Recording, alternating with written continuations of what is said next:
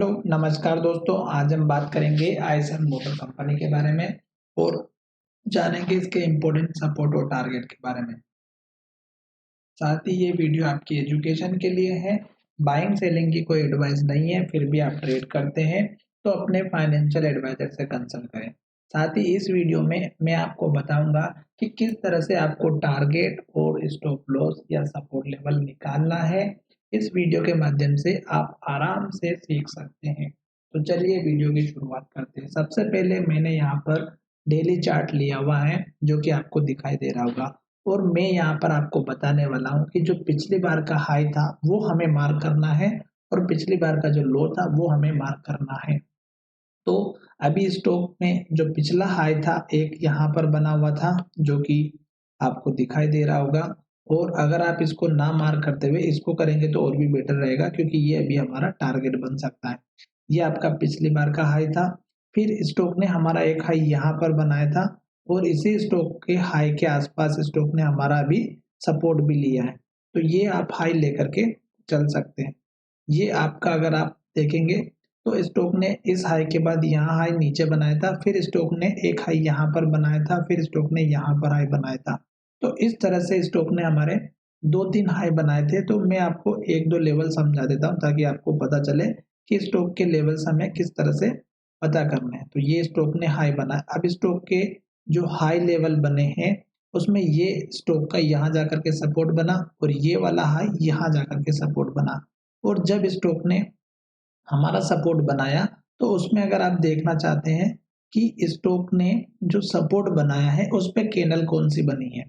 यहाँ पर अगर आप देखेंगे तो जो कैंडल बनी है हैमर बनी है और जैसे इस कैंडल का हाई ब्रेकआउट होता है आपको अच्छा टारगेट मिलता है और ये जो टारगेट आपको मिला है ये हमारा यहाँ का हाई था। तो और ये हाई कहाँ से मिला, ये हमारा यहाँ का लो था और ये लो अगर आप देखेंगे तो यहाँ पिछली बार का हाई था। ठीक है, तो ये चीज आपको थोड़ा सा समझना है। अभी स्टॉक में जो टारगेट हमें लेटेस्ट मिला है वो हमारा यहाँ पर बना हुआ है, ये पिछला लो था।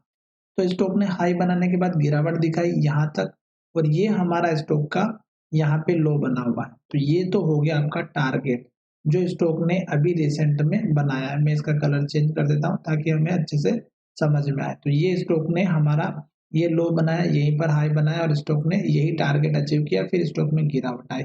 फिर स्टॉक का जो सपोर्ट लेवल पिछले वाला लो था यहाँ पे था और स्टॉक ने यहाँ पर वो हमने जो भी लेवल बना करके बताया वो यहाँ पे स्टॉक ने हमारा हैमर कैंडल के साथ में बनाया है सपोर्ट। तो अब स्टॉक यहाँ से बढ़ने के चांसेस क्यों हैं? क्योंकि एक तो हमारा सपोर्ट लेवल मिल गया, दूसरा हमारा हैमर कैंडल मिला और जब इस कैंडल का हाई ब्रेकआउट होगा तो हमें टारगेट ऊपर का मिलेगा। अब टारगेट कौन सा रखना है?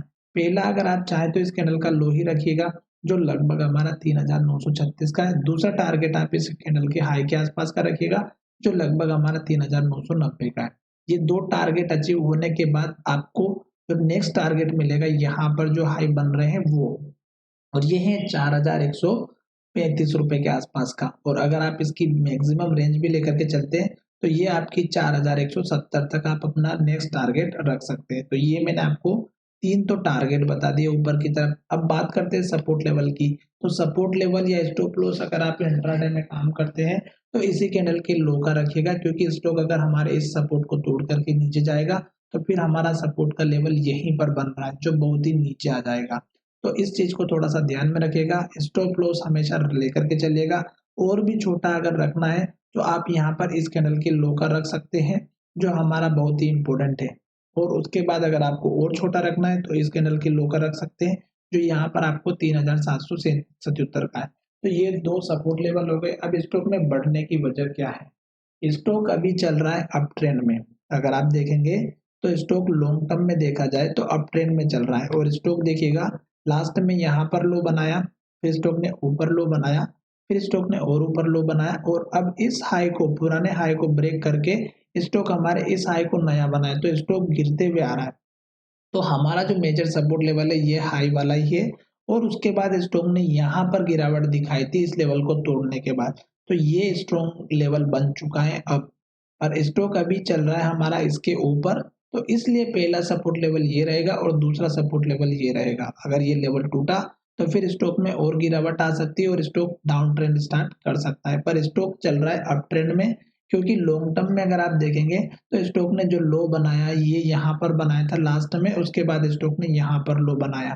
तो ये आपका मेजर सपोर्ट लेवल हो गया लॉन्ग टर्म वालों के लिए। शॉर्ट टर्म वालों के लिए ये इस कैंडल का जो लो बना है लास्ट की, वही आपको लेकर के चलना है। टारगेट और स्टॉप लॉस मैंने बता दिया है, और नया टारगेट जब आएगा तो मैं आपको बताऊंगा कि किस तरह से उसको ड्रॉ करना है, वो मैं आपको नेक्स्ट वीडियो में बताऊंगा।